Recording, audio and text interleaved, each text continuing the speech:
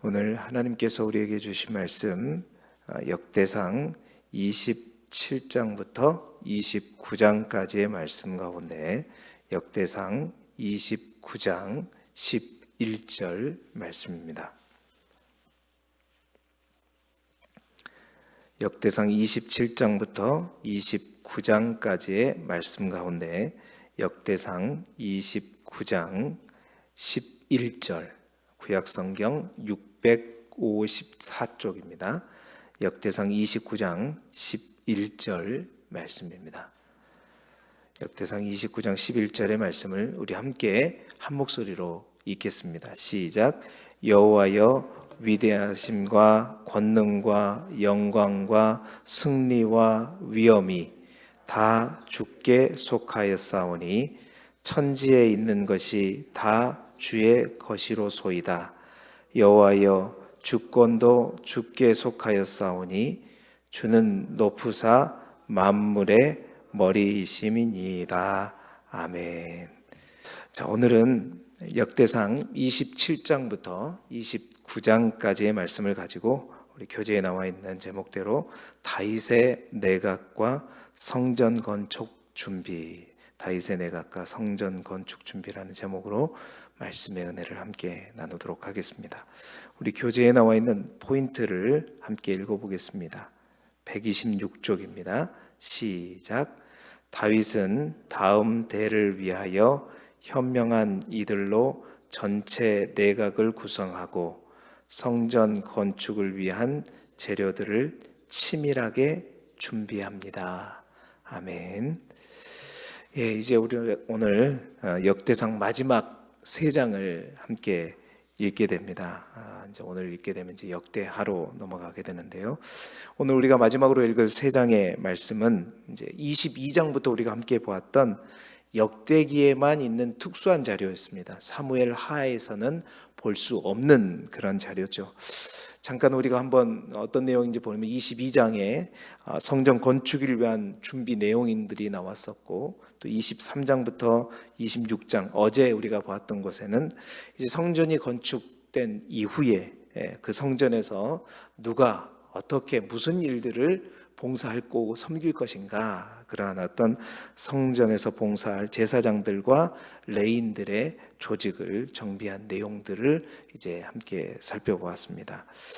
오늘은 그러한 어떤 성전 제도를 바탕으로 27장을 보게 되면 다윗이 어떻게 군대 조직을 형성했는지, 또한 행정 조직은 어떻게 정비를 했는지 소개하고 있고요. 28장에는 이제 다윗이 죽음을 앞두고 이스라엘의 모든 방백들을 모아놓고 또 솔로몬을 모아놓고 또 그들에게 주는 마지막 유언이라고 할까요? 그것에 대해서 기록하고 있고, 또 솔로몬에게 성전 건축과 관련된 자신이 준비한 모든 것들을 다 전달해주는 그런 내용들, 그리고 마지막 영적으로 또 아들을 격려하는 내용들이 나와 있습니다. 그리고 마지막 29장에는 이제 제일 마지막에 다윗의 죽음을 소개하면서 그 죽음 이전에 그가 다윗 자신과 지휘관들이 성전 건축을 위해서 드렸던 아름다운 물질적인 헌신, 그것들을 소개하고 또 이에 대한 하나님께 대한 다윗의 마지막 감사기도를 드리는 내용이 소개되고 있습니다.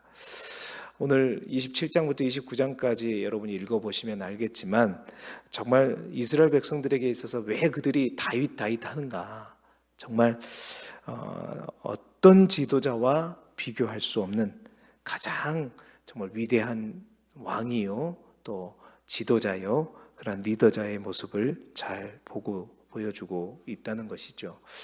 우리가 사무엘서와 비교해서 읽고 계시는 분들은 아시겠지만 사실은 사무엘서만 보게 되면 다윗이 위대하다, 야 정말 다윗이 이 정도인가, 이렇게 생각하기가 좀 어려울 수 있어요. 왜냐하면 사무엘하 11장부터 24장까지의 내용들 가운데 11장부터 거의 20장에 관련된 내용들은 다 삭제됐거든요. 여러분 한번 생각해 보시면 11장이 이제 다윗이 밧세바를 간음한 내용부터 시작하잖아요. 그래가지고 그 다음에 이제 그 가정이 얼마나 다윗이 하나님 앞에 불순종함으로 일어났던 가정에 아주 다윗답지 않는 저주스러운 내용들, 예를 들자면 암논이 그 다말을 강간하고, 또 압살롬이 그러한 암논을 죽이고, 또 그 압살롬이 반역을 해가지고 다윗이 왕궁에서 쫓겨나고, 그리고 그 압살롬이 아들이 또 죽고 다윗이 다시 황궁하는 이런 일들은 싹 다 빠졌어요. 다 생략됐단 말이죠. 그러면서 다윗의 뭔가 안타깝고 또 그런 어떤 불순종함으로 저주스러운 모든 역사들은 다 삭제돼 버리고, 역대기 저자는 이제 그 의도에 따라서 뭔가 다윗 왕조의 어떤 그런 모습들을 본받고 그러한 모습으로 다시 회복시키기 위해서 그런 모든 것들을 다 빼고 다윗의 아름답고 좋은 모습들, 또 본받을 모습들, 그거 중심으로 어디에서도 찾아볼 수 없는, 사실은 이 에스라가 제사장이었기 때문에 이런 다양한 성전 제사장과 레위인 자료들이 있었지, 다른 어떤 선지자가 있었으면 아마 이러한 어떤 구석구석에 있는 자료들을 다 모으지 못했을 거다 말이죠. 그래서 그런 것들을 통해서 우리가 보게 되면, 야, 과연 다윗은 정말 위대한 왕이구나. 얼마나 다윗이 그 다음 세대를 위해서, 또 솔로몬을 위해서 또 얼마나 수고하고 또 애썼는지, 정말 완벽한 다윗의 모습을 볼 수가 있습니다. 그래서 오늘은 다윗이 죽기 전 마지막 행적을 했던 일들을 통해서 참된 지도자의 모습이란 무엇인가, 참된 지도자의 모습이란 무엇인가 다윗을 통해서 함께 보면서 또 우리 자신과 또 우리 교회에도 함께 적용해보는 이 아침이 되기를 소망합니다. 자, 참된 지도자로서 다윗의 첫 번째 모습은 우리가 또 요약하자면 뭐냐면, 모든 조직을 아름다운 연합으로 만들어 간다는 겁니다. 자, 다윗은 사실은 그의 출신이 일반 평민이었죠. 그는 목동으로부터 시작했습니다. 그런데 이제 그가 나라의 일에 참여하기 시작한 첫 번째 직업이라고 하는 직업이 뭐냐고 생각해 보면, 그는 사울의 이제 군대장이 되잖아요. 그러니까 군인 출신이라고 볼 수 있습니다. 근데 군인 출신인데 그가 성전에 있어서 우리가 어제 보았던 그런 어떤 24반열로 해가지고 이게 성전을 봉사를 하게끔 하는 그런 어떤 성전 직무제도를 편성하고, 오늘 우리가 보게 될 군대 조직을 편성하고 행정 조직을 정비하는 거 보면 정말 이가 어떻게 이렇게 새롭게 군대나 모든 것을 다 이렇게 조직을 편성할 수 있을까 보게 되면, 하나님께서 주신 특별한 지혜와 감동이 아니면 안 되겠다. 그러고 보니까 여러분, 오늘 역대상 28장 12절에 보니까 그렇게 나와 있어요. 또 그가 영감으로 받은 모든 것이라고 성경은 기록되어 있어요. 그러니까 다윗이 목동 출신이었고, 또한 해봤자 군대 싸우는 거 그거 정도 할 수 있었지만, 이렇게 아주 복잡하면서도 체계적인 이런 모든 어떤 제도들을 만들 수 있었던, 설계할 수 있었던 이유는 최초 설계자는 누구다라는 거예요? 성령께서였다. 성령께서 감동해 주시고 성령께서 지혜를 주셔서 다윗이 이런 모든 것들을 이제 설계할 수 있었다는 거예요. 오늘 국방과 관련에 대해서는, 군사 조직에 대해서는 다윗이 어떻게 설계했는지를 보게 되면 27장 1절부터 15절까지의 내용입니다. 다윗이 요즘으로 말하면 이제 사단을 12개 만드는 거예요. 12사단을 만들어 가지고 12사단으로 만들어서 그 사단을 이제 반으로 호청합니다. 우리 학교에서 몇 반 하는 그런 반보다는 훨씬 커요. 그러니까 그 반으로 이제 호칭하고, 그 반의 장을 반장이라고 부르죠. 그 반장이 거느린 용사가, 군사가 몇 명이냐면 24,000명이에요. 그러니까 다윗은 군대 조직을 어떻게 편성하냐면, 제일 위에 이제 왕이 있겠죠. 그 왕 밑에 누가 있냐면 총군사령관인 요압이 있습니다. 요압이 있고, 그 요압이 다스리는 반장이 12명의 반장이 있어요. 12명의 반장이 있고, 그 반장 밑에는 24명의 천부장이 있단 말이에요. 그럼 한 명의 천부장 아래는 천부장이니까 1000명의 군사가 있어야 되니까 백부장 10명이 있어요. 그리고 그 백부장 밑에는 몇 명의 군사가 있어요? 100명의 군사가 있죠. 결국 계산을 딱 해보면 한 명의 반장이 거느릴 수 있는 총 이 군사가 몇 명이냐면 24,000명인 거예요. 그게 한 반으로 돼 있단 말이에요. 그래서 그것이 12개의 반이 있다는 거죠. 왜 12개로 했느냐? 그러니까 1년 12달로 나누어 가지고 1월 달은 이제 제비를 다 뽑았겠죠. 1월 달은 뭐 2반이 한다든지 2월 달은 7반이 한다든지 그렇게 해 가지고 군사들을 이 12반 모든 12반을 다 합치면 몇 명 정도 되냐? 약 31만 명, 30만 명 정도가 됩니다. 그렇게 된 군사들을 이제 매달 반을 정해 가지고 이제 한 반씩 이 수도를 경비하게 되고 이제 나라를 지키는 일들을 감당하게 되는 거죠. 자세히 보시면요, 이게 왜 놀라운 제도냐면 이러한 군사 조직을 편성하면 굉장히 좋은 점이 있어요. 첫 번째는 뭐냐면 그러면 매달 24,000명이 군복무를 하는 거하고 30만 명이 상주해가지고 군복무를 하는 거하고 예산이 어떻게 될까요? 그들이 먹는 것이며 무기며 모든 것도 유지비가 얼마나 많이 들겠어요. 일단 예산이 절감돼요. 굉장한 많은 예산이 절감되겠죠. 뿐만 아니라 여러분 보고 1년 12달 군복무 하라는 것과 1년에 딱 1개월만 빡시게 열심히 최선을 다하라면 뭘 선택하겠습니까? 1년 12달이 아니라 딱 1개월만. 그러니까 이제 그 나라 입장에서도 군비가 전략되지만 군인들 입장에서도 1년 12달이 아니라 한 달씩만 최선을 다해서 내가 국방의 의무를 다하면 되는 거예요. 그리고 나머지 11개월은 뭐 하는 거예요? 자기들이 해야 될 일들을 하는 거죠. 얼마나 효율성이 굉장히 극대화되고 그 1개월씩만 국토방위를 하다 보니까 주인의식을 갖게 되죠.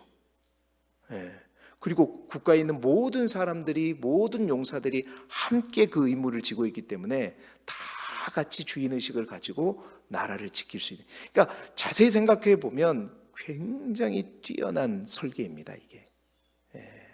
오늘날도 비슷하게 돼 있겠죠. 오늘날은 좀 다르죠. 오늘날은 좀 다르지만 그때 당시에는 굉장히 획기적인 그런 어떤 군 조직이에요. 합리적이고 체계적이고 굉장히 효율적인 그런 체제를 통해서 군 조직을 정비하고 있다는 겁니다.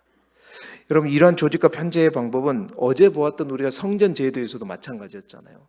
성전 제조들을, 그러니까 제사장도 그렇고 레인의 그 찬양대와 또 문지기 반열들을 총 몇 개로 24개의 반열로 만들었잖아요. 반으로 만들었잖아요. 그때는 왜 그랬냐면 1년이 히브리 달력으로 48주가 되다 보니까 제비를 뽑아가지고 이 24개의 반열이 1년에 2번씩 해주게 되면 이제 48개월이 흘러가게 된단 말이죠.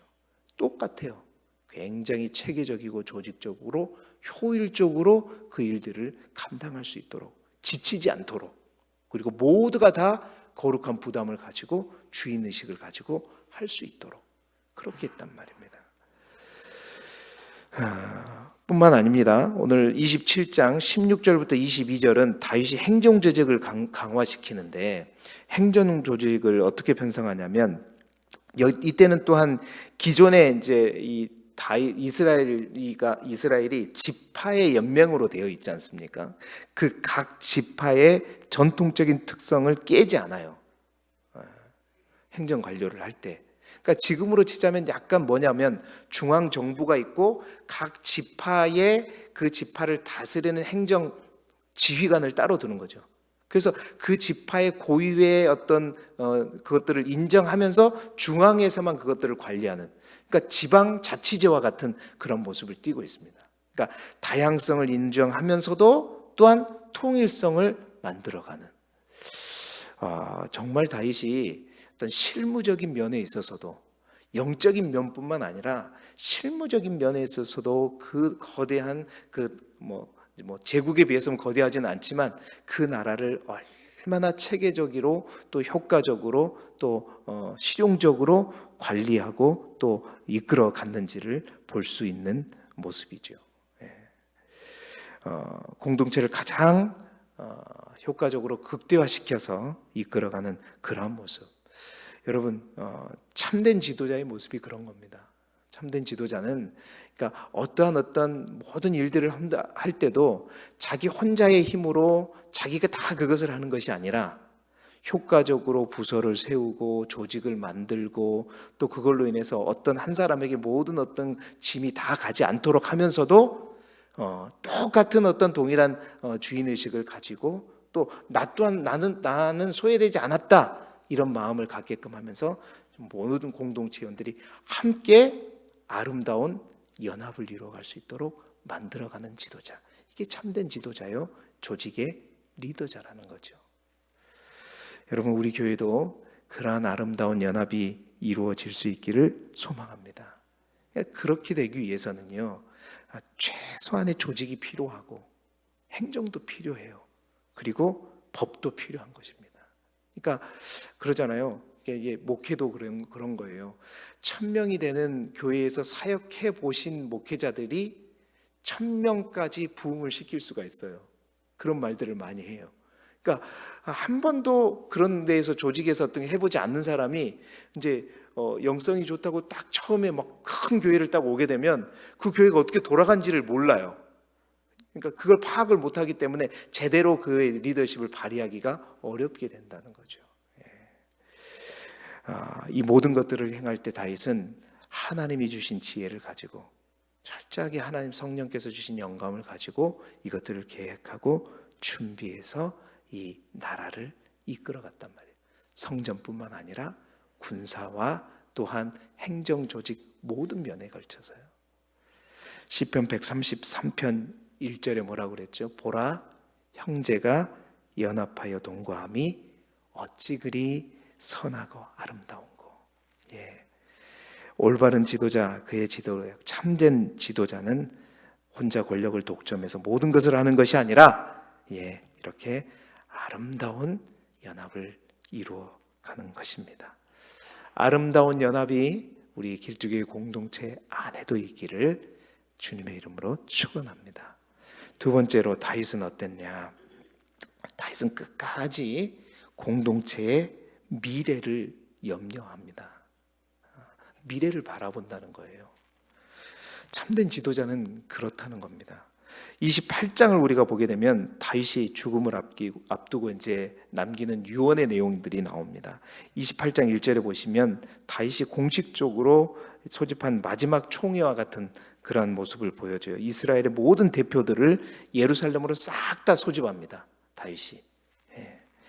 이유는 그 총회를 통해서 이제 그 죽음을 앞두고 자신이 어떤 업적을 드러낸다거나 뭐 퇴임 이후에 자신에 대한 어떤 국가의 예우 문제 이런 것들을 논의하는 것이 아니라 자기 자신에 관련된 문제가 아닙니다. 온통 무슨 문제냐면 자신이 퇴장하고 난 다음에 자신이 죽고 난 이후에 너희들이 어떻게 할 것인가, 그리고 하나님께서 말씀하신 그 성전을 건축하는 일들을 어떻게 완수할 것인가, 그러기 위해서 솔로몬이 어떻게 왕위를 계승하고 할 것인가. 온통 다윗의 관심은 자기의 퇴장 이후에 그 모습 어떻게 갈 것인가에 대한 마지막 유언이고 유훈이었던 것입니다.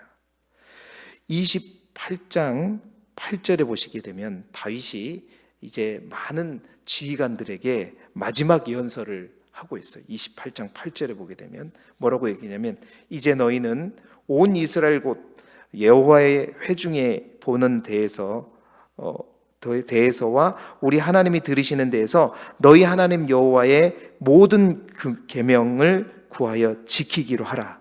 그리하면 하나님이 언약한 대로 너희가 이 아름다운 땅을 누리게 될 것이고 너희 후손에게 끼쳐 영원한 기업이 되게 하리라.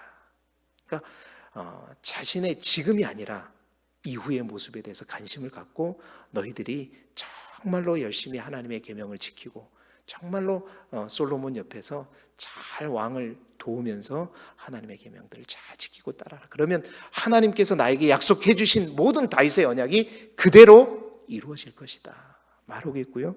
이어서 28장 9절부터 19절까지는 아들 솔로몬을 부르잖아요. 솔로몬을 불러서 이제 9절부터 19절까지는 이제 아들이라기보다는 이제 왕위를 계승하는 후임 왕에게 주는 권면입니다. 뭐라고 얘기하죠? 28장 9절 10절 솔로몬아 너는 하나님을 온전한 마음과 기쁜 뜻으로 반드시 섬겨야 된다. 왜? 이 나라는 신정국가니까. 네가 왕이 아니라 하나님이 왕이니까.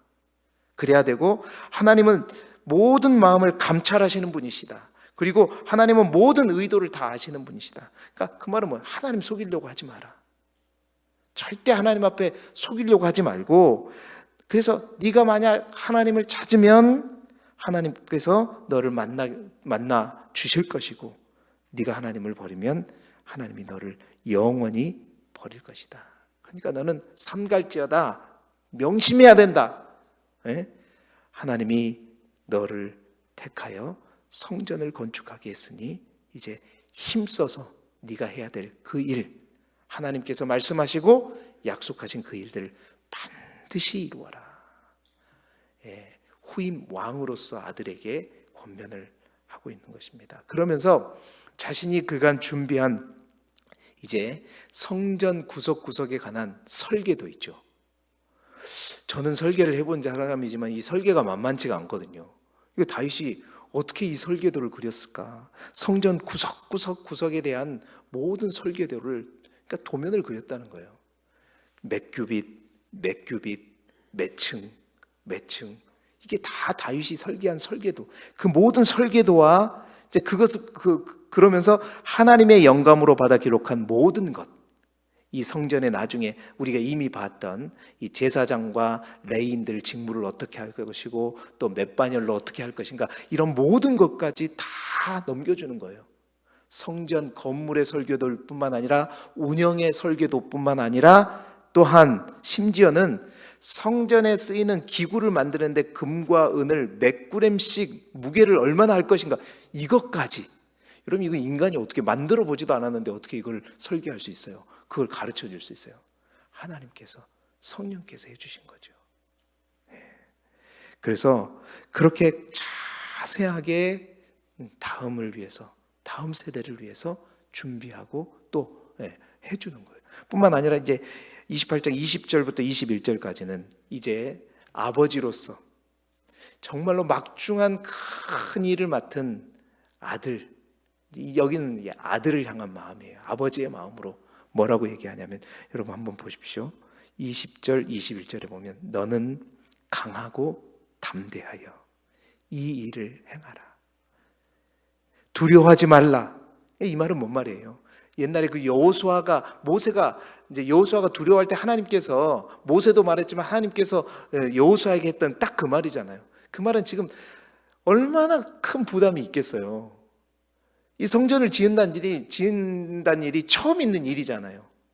그리고 자신은 아직 어리고 많은 경험도 없어요. 아버지는 너무나도 잘했지만, 그러니까 만약 누가 정적들이 솔로몬을 견제하고 잘못해버리면 모든 것들이 그르칠 수 있단 말입니다.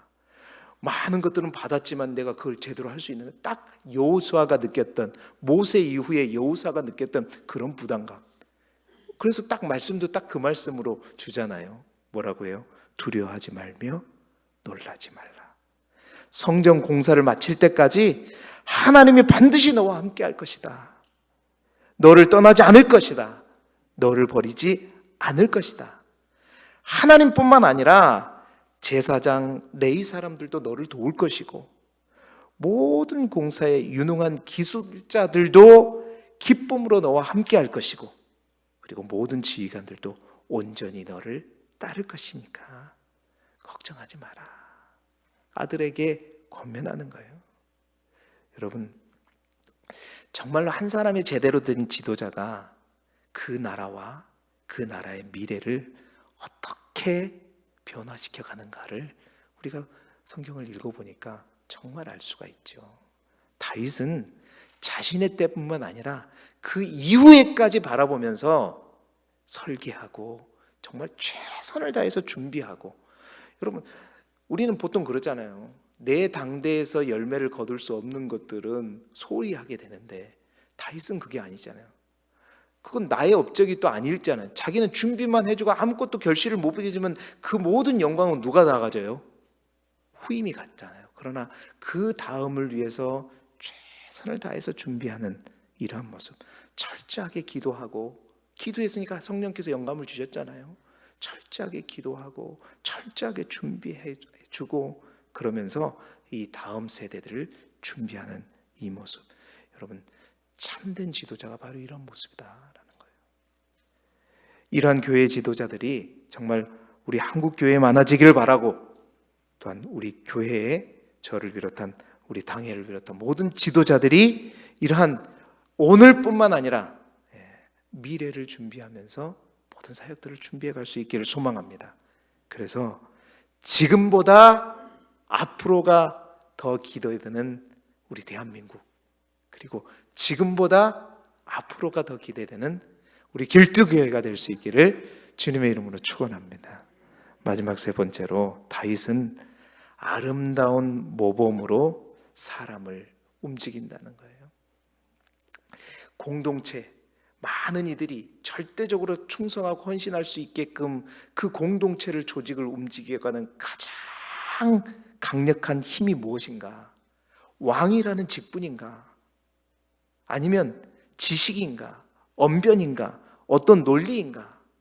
다윗이 마지막 우리에게 주는 리더십은 뭐냐면요, 진짜 힘은 예나 지금이나 뭐냐면 그 공동체를, 공동체에 있는 모든 사람들을 움직이게, 일하게 만드는 힘은 다름이 아니라 리더자의 행함이요 본이라는 거예요.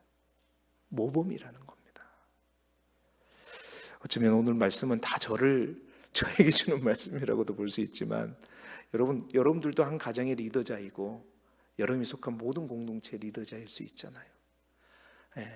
말이 아니라, 말빨이 아니라, 내가 아버지이기 때문에, 내가 목사이기 때문에, 장로이기 때문에 그게 진정으로 우리 모든 공동체를 움직이게 하느냐? 아니라는 거예요.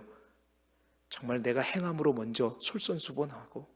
여러분, 그 아름다운 모범이 뭐에서 나타나냐면 29장 3절에 다윗이 성전 건축을 위해서 얼마나 많은 것을 준비했습니까?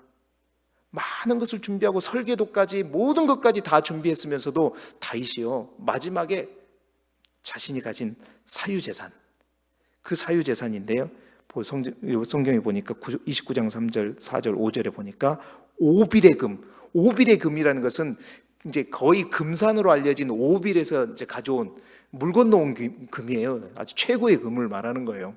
그 오빌의 금을 개인 사유재산이었는데 3,000달란트.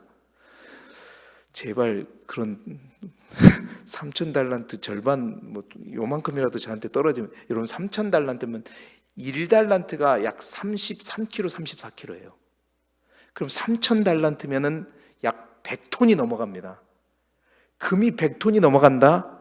오늘날 돈으로 환산하면, 계산을 해보려니까 계산이 잘 안 돼요. 그리고 아침에 그 값을 얘기하면 여러분들 깜짝 놀랄까봐 제가 말씀을 드리지 않겠습니다. 엄청난 돈이죠. 은 또한 마찬가지예요. 은은 7,000달란트를 다윗이 내는데 어떻게 내냐? 기쁨으로, 온전하게, 즐거움으로. 아멘을 안 하시는 거 보니까 여러분들은 별로 안 내고 싶은가 봐요. 즐거움으로, 기쁨으로 그걸 내는 거예요. 그 다윗의 아름다운 물질적인 헌신, 그 아름다운 행동의 헌신을 딱 보자마자 이어지는 29장 6절에 보니까 모든 가문의 지휘관들, 방백들이 다 뭐예요? 십시일반도로 자기가 가진 것들을 다 헌신하죠.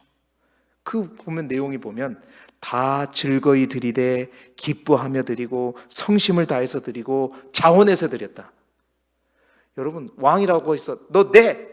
돈 많으니까 얼마씩 내! 이게 아니라 자신이 그것들을 그냥 자원하는 마음으로, 기쁨으로 그냥 다 내니까 모든 이들의 마음이 움직이고, 그들의 마음이 움직이니까 몸이 움직이고, 뭐가 열리더라? 지갑이 열리더라. 그렇게 해서, 그러니까 다윗의 리더십은 그런 리더십이었단 말이에요. 자신은 제대로 안 하면서 하나님 열심히 섬겨라가 아니고 자신도 열심히 늘 하나님 안에 거하면서도 또 그렇게 거하는 것, 몸으로, 행동으로, 삶으로 보여주는, 예. 여러분, 그러한 모습으로 다윗은 공동체를 이끌어 갔다는 겁니다. 다윗은 어떻게 그렇게 엄청난 돈을 낼 수 있었을까? 사실은 그 이유는 우리가 읽었던 본문을 통해서 알 수가 있어요. 그 다음에 있는 29장 10절부터 19절에 있는 다윗의 마지막 감사의 기도, 죽기 전 마지막 감사의 기도를 통해서 알 수가 있어요. 그는 자신의 모든 인생을 통해서 분명히 알았던 게 있어요. 그게 뭐냐? 우리가 읽었던 오늘 본문입니다. 29장 11절 말씀 다시 한번 읽어보죠. 시작. 여호와여, 위대하심과 권능과 영광과 승리와 위엄이 다 주께 속하여 천지에 있는 것이 다 주의 것이로소이다. 여호와여, 주권도 주께 속하였사오니 주는 높으사 만물의 머리가 되심이니이다. 그는 모든 것이 다 주의 것이단 말이에요. 다 주께 색깔. 내가 가진 모든 재물도 다 누구 거다? 주님 것이다. 그러니까 주님 것인데 주님의 영광을 위해서 나는 다 드릴 수 있다. 그런 마음, 그런 물질관을 가졌기 때문입니다. 자신이 가진 모든 것, 심지어는 자신의 삶조차도 자신이 것이 아님을 고백하면서 그는 계속해서 그 감사 내용, 감사의 기도 내용 전체가 여러분 우리가 한 절만 읽었지만 쭉 보세요. 다 주의 것, 주의 말미암고 주의 모든 손의 것이다 라고 고백하고 있는 겁니다. 이제 말씀을 마무리하는데요, 여러분, 참다운 지도자가 정말로 그리운 시대에 우리가 살고 있고, 그리고 참다운 지도자가 정말로 필요한 시대가 지금 이 시대인 줄 믿습니다. 정말 이 나라에도 정말 그러한 참된 지도자가 세워질 수 있기를 소망하고, 또한 우리 길두교회도 저를 비롯한 모든 리더자, 지도자들이 그런 아름다운 지도자가 될 수 있기를 소망합니다.